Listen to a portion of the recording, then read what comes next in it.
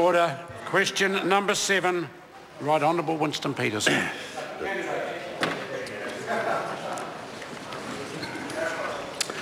Speaker, this question's to the Minister for Building and Housing and asks, does he think he is competently fulfilling his ministerial responsibilities? If not, why not? Mr. The Honourable Dr. Nick Smith. Yes, but thankfully my responsibilities don't extend to matching the carpets and the curtains. Order. Right Honourable Winston Peters, supplementary question. That goes for a joke over there. Supplementary question. Supplementary question, Right Honourable Winston Peters. When he was made aware last year that tens of thousands of tonnes of cement had been imported to New Zealand, which according to the import company's own test results failed to meet recognised industry standards, what, if anything, did he do about it? Mr. Speaker. Honourable Dr. Nick Smith. Mr. Speaker, I did note some social media reports last year about high alkali cement. I have been assured by officials that imported cement must meet the New Zealand standard, that the dry mix product referred to does in fact meet that standard, and provided that it's mixed in accordance with the concrete standard, that the product is fit for purpose. I would also invite the member to be careful that there are competitive issues in the building industry in which some people would rather imported product did not compete with other products. If we are in fact to get better value for money, it's important that there is active competition in all building materials. Supplementary question. Supplementary question, Right Honourable Winston Peters. When he was made aware that imported cement alkali levels results in a condition called concrete cancer, causing expansion and cracking in concrete and major structural problems, what, if anything, did he do about it, since it was also brought to his attention by MB? Mr. Speaker. Honourable Dr. Nick Smith. Mr. Speaker, when the issue was brought to my attention, I raised it with officials. They assured me that the products did meet the standard.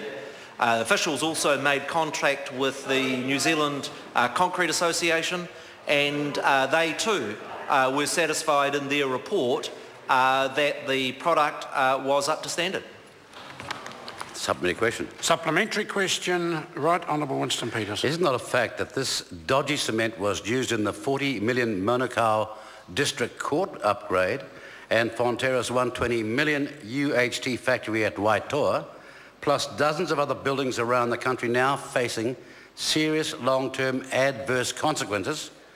Why did he not, in those circumstances, competently carry out his ministerial responsibilities and not rely upon a trade-paid-for conflict of interest report? Mr. Speaker. Honourable Dr. Nick Smith. Mr. Speaker, my own expertise in landslides rather than concrete. I have relied on advice. Oh, well, actually, there was a bit of a landslide I noticed on the 20th of September last year. But I have to say on the technical issues of the suitability of cement and concrete, I rely on the expertise of people who are suitably qualified, and I suggest they are more qualified in that area than the member. Absolutely. Supplementary question. Supplementary question, Right Honourable Winston Peters. Now, pardon? You want to say something, Junior? No, order. But I'm very keen that the member now carry on with his supplementary question. Thank you very much, Speaker.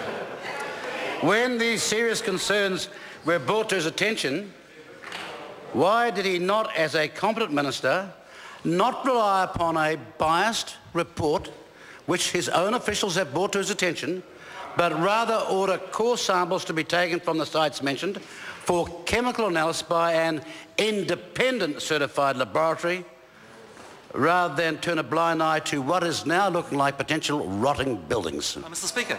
Honourable Dr. Nick Smith. Mr. Speaker, when the matter was brought to my attention, I sought advice. I was reassured that the cement meets the New Zealand standard. I challenged the member to table a technical report that shows it does not meet the standard. For the member's information, the technical issue was this. High alkali cement is allowed under the New Zealand cement standard provided when it is properly mixed and made into concrete, that alkali content does not meet the concrete standard, and I'm assured that both those standards are met by this product. Question number 8, Brett Hudson. Thank you.